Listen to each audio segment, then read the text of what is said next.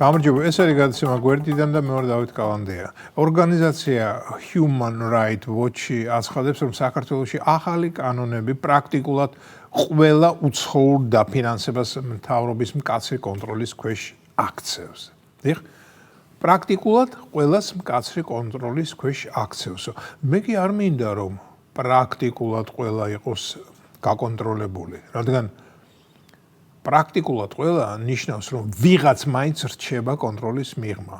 პრაქტიკულად ყველა კი არა 100%-ით მთელი უცხოური დაფინანსება უნდა იყოს გაკონტროლებული. უნდა ვიცოდეთ რისთვის შემოდის ფული უცხოეთიდან. ადრე, როდესაც მე ჯერ კიდევ მიამიტი ადამიანი ვიყავი და ჩემნაირებთან ერთად მხოლოდ დავრბოდი და ვკრებთი იას, შროშანსა და ენზელას, მეგონა რომ საზოგადოებრივ მართლაც არსებობდნენ ისეთი გასხივოსნებული ადამიანები, რომლებიც ალალად და უანგაროდ ცდილობდნენ, მაგალითად, სრულიად სხვა, შორეული ქვეყნისთვის ფული მიეცათ. სიტყვაზე ჰაუსის მოყვარულთა კლუბისთვის, რათა მათ ხალხი გადაერჩინათ. მაგრამ ახლა უკვე ნათელია, რომ უბრალოდ არაფერი ხდება. ამ ვითომ უანგაროდ ხალხის გადარჩენის უკან კონკრეტული მიზანი იმალება. დიახ, იმ გასხივოსნებულ დონორს სინამდვილეში აინტერესებს ხალხის ზუსტი რაოდენობა საქართველოში. სხვა დანარჩენი კი უბრალოდ ლირიკაა. და აქედან გამომდინარე, ვინც ფულს იხდის, ის აცეკვებს პატარძალსაც. ანუ ფლობს მთელ ინფორმაციას ქართული ხალხის შესახებ. მე ახლა რასაკვირველია ვაზვიადებ, მაგრამ არსი სრულიად არაგაზვიადებული მაქვს. რა არის უცხოური სპეცსამსახურებისთვის ერთ-ერთი მძლავრი იარაღი? ინფორმაცია. დიახ, მეგობრებო, ინფორმაციის შეგროვება ამა თუ იმ ობიექტსა თუ ქვეყანაზე ხშირად სწორედ რომ უწყინარი საქმეების დაფინანსებით ხდება. ვიღაც რაღაცას აფინანსებს, მაგრამ სამაგიეროდ ითხოვს, რომ იმაზე, რასაც აფინანსებს, სრული ინფორმაცია ჰქონდეს და ეს ეხება ყველაფერს. ხავსიდან და კუნძებიდან დაწყებული საბავშვო ბაღებითა და შინაური ცხოველების მოვლა პატრონობით დასრულებული.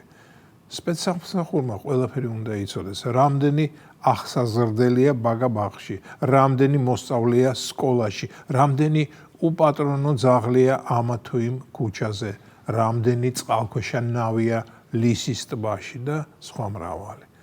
უცხოური არასამთავრობო ორგანიზაციები, რომლებიც ამოფარებულნი არიან ძალიან ლამაზ აბრებს, ადამიანის უფლებათა დაცვასა და სხვა ამდაგვარს და პერიოდულად ატარებენ მონიტორინგსა და გამოკითხვებს ამა თუ იმ სექტორსა თუ რეგიონში, სინამდვილეში სრულიადაც არ არიან უწყინარი კანტორები. მათი ეგრეთ წოდებული სოციოლოგიური კვლევების შედეგი უმრავლეს შემთხვევაში წინასწარაა გაწერილი და დანარჩენი კი როგორც იტყვიან ტექნიკის საქმეა. და რას იზამ? როგორ შეამოწმებ მათ? რა იტყვი რომ შეცდნენ და საქმე ასე არ არის? იტყვი და მაშინვე თავს დაგესხმება სხვა ამდაგვარი სადაზვერვო კანტორა ყვირლით, რომ შენ სიტყვის თავისუფლებას ახშობ, რომ რუსეთის საზღვრების სადარაჯოზე დგახარ, რომ პუტინია შენი მამა და რიგ შემთხვევაში დედაც და ყველაფერს დაგაბრალებენ, რაც კი დასაბრალებელია. მოკლედ, რისთვის ვამბობ ამ ხელა სიტყვას? იმისთვის, რომ კონტროლი და კიდევ ერთხელ კონტროლი გჭირდება, მეგობრებო. არც ერთი ცენტი არ უნდა შემოდიოდეს გაუკონტროლებლად. როგორ ლამაზადაც არ უნდა შეფუთონ ეს ყველაფერი უცხოელმა ვითომ ჰუმანისტებმა, ახლა ისეთი დროა, რომ არაფერი უნდა დავიჯეროთ ბრმად და ეს არ არის პარანოია. ადრე კი ვიტყოდი, რომ პარანოია და შეთქმულების თეორია მეთქი, მაგრამ ახლა ამას ნამდვილად აღარ ვიტყვი. აქ ძველი ბერძნული სიბრძნე მახსენდება. უფასო მხოლოდ ყველია სათაგურში. ანუ ყველა იმ მარად მომღიმარე უცხოელის უკან, რომელიც ვითომ ძალიან წუხს ჩვენთან ესა თუ ის დარგი ფინანსურ დახმარებას საჭიროებს, შესაძლოა ვერაგი სადაზვერვო მანქანა იდგეს, რომელსაც თავისი მზაკრული გეგმები აქვს ჩვენი სახელმწიფოებრიობის შესასუსტებლად. მეგობრებო, არაფერ ახალს არ ვამბობ. ყველაფერი ეს იყო, არის და იქნება მთელ მსოფლიოში აწ და მარადის.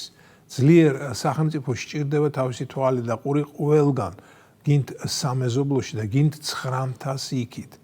ეს დაზვერვის საქმის ანი და ბანია. უბრალოდ ამისთვის მზად უნდა ვიყო და როდესაც უცხო ბიძია კამფეტს გამოგვიწვდის, ის კამფეტი არ უნდა გამოვართოთ და მას ბრმად არსად არ გავყვეთ.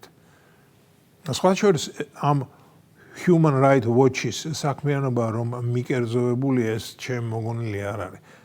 ჯერ კიდევ 2014 წელს 100-ზე მეტმა მეცნიერმა, მათ შორის 2-მა ნობელის პრემიის ლაურეატმა ხელი მოაწერა წერილს, სადაც ნათქვამია ამ ორგანიზაციის ამერიკის მთავრობაზე დამოკიდებულების შესახებ. Human Rights Watch-ის საქმიანობა მისი ტენდენციურობის გამო კრიტიკას განიცდის სხვადასხვა სახელმწიფოს მთავრობების მხრიდან. მაგალითად, ისეთი ქვეყნებისგან, როგორიცაა საუდის არაბეთი, ისრაელი და ახლო აღმოსავლეთის ზოგიერთი სხვა ქვეყანა, ეთიოპია და დასავლეთ აფრიკის ქვეყნები, ვენესუელა, ჰონდურასი და ლათინური თუ ცენტრალური ამერიკის სახელმწიფოები. ასე რომ, რაც უნდა ის დაუწერია იმ ჰუმანისტებს, მეგობრებო, მათ ჭკუაზე ჩვენი ქვეყანა არ ივლის და მე კმაყოფილი ვარ, რომ მყავს ის მთავრობა, რომელიც ამას ახერხებს. და ბოლოს, რომ დაუფიქრდე და გააანალიზო, რატომ უნდა ასრულებდეს რომელიმე ქვეყნის მთავრობა უცხოური არასამთავრობო ორგანიზაციის მოთხოვნებს. ეს იყო გადაცემა გვერდიდან და მე ვარ დავით კალანდია.